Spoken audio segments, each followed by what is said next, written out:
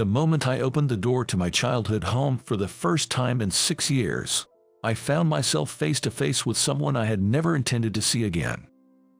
Long time no see, you're still alive, ho. Reluctantly returning home at my mother's insistence, I found that Michael hadn't changed much. Sneering at me right beside Michael was my ex-wife, Laura, whose marriage hadn't lasted even a year. Behind the two of them, a small child peeked at us from the depths of the house, hiding in my mother's shadow. The 6 years passed by in a flash, but it was just long enough for me to try and forget the two who had deceived me. However, even after such a long time, seeing Michael and Laura again brought back the deep-seated hatred I had tucked away. I never wanted to see Michael and Laura's faces again from that day forward, and I had no intention of ever returning to this house. I only came back this time because I was surprised by my mother's unusually fervent plea, begging me to come home in a raised voice, and I wanted to know why. I had no intention of staying long. I planned to hear her out at the entrance and then leave immediately. As I was ignoring Michael's mocking tone, the situation took a sudden turn when an unfamiliar man appeared. After hearing what the man had to say, Michael and Laura's faces turned pale, unlike mine, which was simply stunned. And so, the lives of all of us present in this family were greatly altered. My name is James. I'm 35 and already divorced. Despite this, I've always wanted to give back to my parents who raised me. So, having always been good at studies, I graduated from a top university and then joined a major corporation closely related to my family's business. My family runs a small-town factory, but it possesses world-class technology as a subcontractor to major companies. My father, who has been running this factory for years, is someone I've always looked up to. I intended to take over the family business ever since I was young and studied management in college, but my father had other ideas. Still, I decided to work for the major corporation that contracts us as a subcontractor to support the family business. I was filled with hope that this would help protect our family, and embarked on a new life as a working adult. However, my father is a true craftsman and leads a life centered around his work. Of course, I have no memories of being taken anywhere during summer vacations or holidays. But that was fine by me.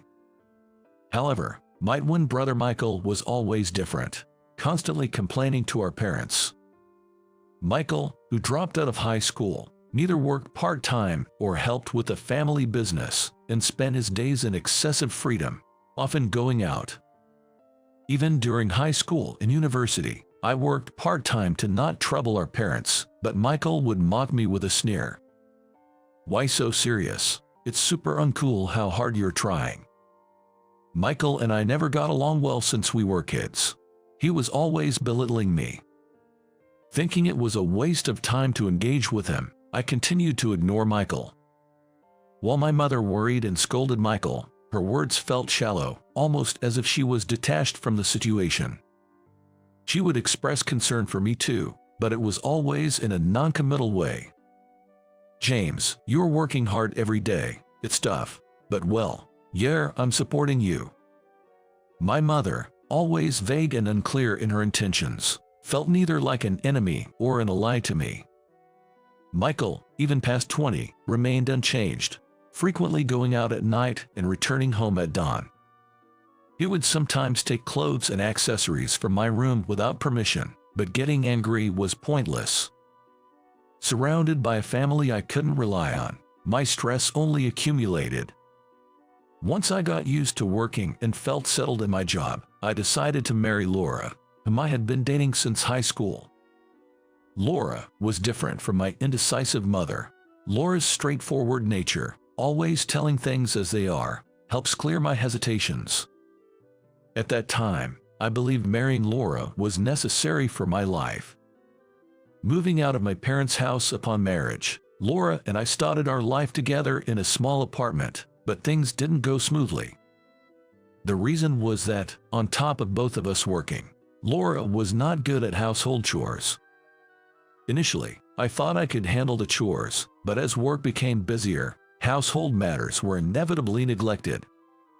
2 months into our marriage, I readily agreed to Laura's suggestion, and we ended up moving back to my parents' house. My mother and Laura got along well, and my mother was in favor of us living together. The only concern was Michael. It's not that Michael and Laura didn't get along. I was worried that Michael, who mocked us for working hard, would ridicule us. Living with Michael, who was a part-time worker and always out having fun, was honestly something I was opposed to. After moving back in with my family, my expectations for a promotion were met with frequent business trips, both domestic and international, leaving me away from home quite often. I worried every time I left that Laura might end up having to deal with troublesome matters because of Michael's freewheeling nature. Upon returning from long trips, I made it a point to rush home, but it seemed Laura managed to skillfully avoid any major issues with Michael. One day, after returning from a months-long overseas trip, I hurried home upon hearing that I was going to be transferred to the headquarters and even promoted. I thought Laura would be delighted, and with excitement, I opened the front door. Laura greeted me, but something felt off. Is something wrong? Yeah, I'll tell you later. Laura, unusually hesitant and seeming restless, laid out her words awkwardly. Hoping to cheer her up, I shared the news about my transfer. Guess what? I've got some amazing news. I'll be working at the headquarters starting next week, less traveling, and I'm even getting promoted to assistant manager. I reached for Laura's hand to share the joy, but she coldly shrugged me off.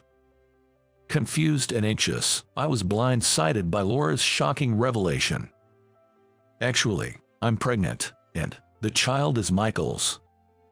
I couldn't believe my ears and asked her to repeat herself, but Laura offered no further explanation. Then, despite it being early evening, Michael returned home drunk. Bro, you're back. Did you hear from Laura? Turns out something happened. It's hilarious. I couldn't see what was so funny. Michael, shoes scattered at the entrance, slung an arm around Laura and staggered into the house. Even pressing my mother for answers about their relationship only returned nonsensical responses. It's wonderful to have a grandchild. Overwhelmed by a sense of something snapping within me, I immediately started to proceed for divorce. I'll have a lawyer take care of the divorce. I silently packed my things and arranged for a move that very day. I announced my departure, but Michael, Laura, nor even my mother said anything. Disgusted with my hopeless family, I declared my disownment and left my childhood home behind. I rented an apartment near my workplace and threw myself into my job. Though I joined a company intending to prioritize deals with my family business, I was now swamped with unrelated tasks. But that was for the best. Dealing with my family's business under these circumstances would have likely led to a terrible outcome. 6 years flew by, and immersed in work, I managed to forget all about Michael and Laura. Then, out of the blue, my mother called. James, it's been a while. I need you to come home right away. This is a once-in-a-lifetime request from me. Please, come back just this once. Pressured by my mother's rare assertiveness, I reluctantly decided to visit my family home. The divorce from Laura was finalized smoothly, but I never received any payments she owed me for her lavish spending during our marriage. Initially, I had my lawyer send reminders, but they were ignored without response. Perhaps they had no money, having had a child. I had given up on them for various reasons, and wanting no contact with Michael, I had tolerated the unpaid debts. Now, I had to face Michael and Laura for the first time in 6 years. As I neared my family home, my stomach twisted in knots. Forcing my heavy legs to move, I reached the entrance and was met by Michael's smirking face, unchanged from the past. Long time no see, you're still breathing, huh? Compelled by my mother's forceful words to return, I found Michael, still living at home, was the same as ever in many ways. Beside Michael, Laura, unrecognizable from 6 years ago, mocked me with a similar smirk. Facing them again, the hatred I had buried deep inside seemed to resurface. Then, from behind Michael, I noticed an unfamiliar child peeking from the depths of the house. Probably Michael and Laura's. As Michael made light remarks, my mother, holding the child, intervened to stop the conversation. I hate to say this, but your father collapsed 3 days ago and is now hospitalized. Hearing my mother's words, I was shocked to the point where it felt like my heart might stop. But I wasn't the only one taken aback. For some reason, even Michael and Laura, who were supposed to have been living at home all this time, looked surprised. "What are you talking about, Mom? I haven't heard anything like this. What's going to happen to my life if Dad's not around?" Michael, panicking, grabbed our mother's clothes forcefully and began to shout. Laura, standing right beside him, looked worried but merely watched the exchange between Michael and our mother. It's clear now that these two are only concerned about their own lives. Since hearing my mother's words, there has been no word of concern for my father's condition from either Michael or Laura. Frightened by Michael's aggressive blame, our mother, gasping for breath, tried to talk about my father. But Michael was only piling on words about how his own life would be affected, not about our father. Realizing this conversation was going nowhere, I took a deep breath and grabbed Michael's arm to let our mother speak about my father. "Michael, cut it out." Michael glared at me as I intervened. Then, a man in a suit approached us. "Excuse me, my name is Robert, and I'm the factory's retained lawyer." We were all taken aback by this unexpected visitor. Releasing Michael's arm, I accepted the business card he offered and looked back and forth between the name written on it and the man's face. I had met Robert a few times before, a long time ago. Robert was a lawyer my usually stern father trusted enough to share a laugh with. He was the one who had handled my divorce mediation with Laura. My flustered mother sought Robert's help, almost fleeing from Michael. Standing still at the entrance, Robert began to discuss the main reason for my summons here today. "I am here today at your father's request to meet with you, James. You are to inherit the full authority over this factory. Here are the documents related to the succession, and I would like to have you sign and explain them in the factory's conference room." This was completely unexpected. According to Robert, my father had been planning to pass the factory onto me for some time. However, he had been preparing, such as hiring more employees and acquiring new equipment, to make the transition easier amid the factory's busy operations. My father had become ill from the stress of his busy life and had been hospitalized. "So, James will be taking care of me from now on. Aha, I'm counting on you, big bro." Michael, suddenly in a good mood, lightly patted my shoulder with his usual smirk. Robert then started to speak to Michael about another matter. "By the way, Michael, and your family are behind on the payments you were ordered to make to James, right? So, you are obligated to pay the overdue in full." Hearing about the payment arrears, Michael glared at Robert and grabbed his tie forcefully. "That's irrelevant now, isn't it? Besides, my big bro won't complain even if I don't pay, so it shouldn't be a problem if I don't pay, right? Are you misunderstanding something? And do you intend to commit more offenses? The president, your father, has said that anyone who does not fulfill their obligations must leave this house. This is also my house, so it's ridiculous to say I should be kicked out. Separation of households has been completed for your family, depending on the circumstances. Just being in this house could constitute trespassing for you." Michael, confused and intimidated by Robert's calm explanation, looked back and forth between me and our mother in bewilderment. Laura, realizing the gravity of the situation, became disconcerted and collapsed onto the floor, clutching her head. As I looked at them with disdain, my mother, unusually, started yelling at Michael. "Do you realize how much trouble you've caused your son Jacob? Do you know how much suffering you've brought upon our family because of your actions? This is an order from your father, so please leave immediately." I was surprised by my mother's yelling, something I had never heard before. Shrinking under our mother's fury, Michael sat down, pale-faced and unable to move. The reason my mother was so angry, on top of what Robert shared about my father's feelings, was because my nephew Jacob had been living a miserable life. The story my mother told next left me beyond shocked and utterly dismayed. Michael continued his usual behavior, not working, squandering large sums on gambling and alcohol, and accumulating significant debt. Laura, fed up with Michael, did not want to take care of Jacob and started working part-time, using the money to go out. Ultimately, it was my mother who had been looking after Jacob all this time. Growing up in such an environment, Jacob never grew close to his parents, Michael and Laura. With my father constantly away for work and only home to eat or sleep, Jacob essentially lived with just my mother. According to Robert, my father had been concerned for Jacob but had never been involved in child rearing due to his work, so he didn't know how to interact with his beloved grandson. Indeed, it seemed only natural that Michael and Laura would be disowned by my father. Michael, confused and intimidated by Robert's calm explanation, looked back and forth between me and our mother in bewilderment. Not fully understanding the situation, Michael signed the documents as instructed by Robert. Forced to leave, Michael and Laura were packing their belongings and trying to take Jacob with them against his will, showering him with harsh words.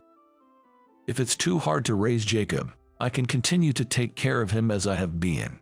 Trying to calm Michael down as he forcefully pulled on Jacob's arm, my mother's attempt had the opposite effect. Michael glared at my mother with irritation, clicking his tongue. "Jacob is mine since I gave birth to him, so I'm his parent. Besides, children can be quite convenient, you know. It's all about how you use them. Just use the right tools for the right jobs." Laura, hinting at some malicious intent, picked up the crying Jacob. Until the very end, Michael and Laura glared at my mother and me before disappearing. I returned to the company, and after several discussions with the executives, I decided to take over the family business. I was concerned about the management of the family business, but it was in better shape than expected, and my share was even better than what I earned as an assistant manager in a large corporation. The employees welcomed me as if they had always known this would happen, and I quickly became accustomed to the factory. A few days after I returned home, I was startled by a knock on the door in the middle of a cold night. Wondering who it could be at this hour, I opened the door to find Michael and Laura standing there. Shivering in the cold breeze, they apologized to me. "Please, bro, we have nothing left, no money, no place to stay. We're family, right? So you can let me back into the house, can't you?" Although Michael was apologizing, he still had that smug look on his face. Then, Laura suddenly stood up and pressed her body against my arm. "I can stay here too, right? After all, we used to be married." I sighed heavily at Laura's words. "Listen, you and I are nothing to each other anymore. You showing up now is nothing but a nuisance." Seeing my indifferent response, Michael stood up, kicked the door, and disappeared into the night. Laura hastily followed him. Just as I was about to close the door, thinking they were finally gone, I noticed someone small crouching in the shadow of the entrance. It was my nephew, Jacob. Jacob was shivering in the cold, dressed only in his underwear. It seemed Michael and Laura were incapable of properly raising him. In a rush, I brought Jacob inside, providing him with a warm meal and a bath. After warming up, Jacob ate the meal I provided, crying. Having just started dating Sophia, who was helping me communicate with the factory headquarters, I discussed adopting Jacob and proposed marriage to her. Sophia agreed without hesitation, expressing her anger towards Michael and Laura. According to Robert, Michael and Laura eventually divorced. Michael ended up on welfare, and there were inquiries about whether I, as a relative, could offer support, but I declined, citing our estrangement. After that, Laura kept coming to me, trying to reconcile multiple times. Laura was hardly recognizable from before, looking even more disheveled. When I informed her about my remarriage to Sophia, Laura hurled insults at me before leaving. After that, there was no further contact, and her whereabouts remained unknown. Jacob, now our adopted son, turned out to be exceptionally bright and hard-working, far from what you'd expect from Michael and Laura's child. His maturity often surprised Sophia and me. My father, having recovered and retired from work, doted on Jacob, showering him with love. Before we knew it, 30 years had passed since the ordeal with Michael. The factory has grown even larger, and now it has become a major corporation, rivaling the size of the large contracting company I used to work for. The company's performance has improved significantly, and the connections I and Sophia had from our time working there have served as a network, leading us to consider expanding overseas. Jacob grew into a fine adult, and Sophia and I lived happily. When Jacob, nearly my age when I took over the factory, expressed his desire to inherit the business, I was overjoyed to tears. However, Jacob mentioned feeling guilty about suddenly taking a high position, not wanting to overshadow the employees who had worked hard over the years. Watching Jacob grow as he started working at the factory's headquarters has been my greatest joy. He continued to excel and earn promotions on his own, making me proud. Despite the hardships caused by Michael and Laura, I'm grateful they brought Jacob into the world. Without him, the factory I inherited might not have survived. So, in a way, I owe them thanks for allowing me to continue my father's legacy.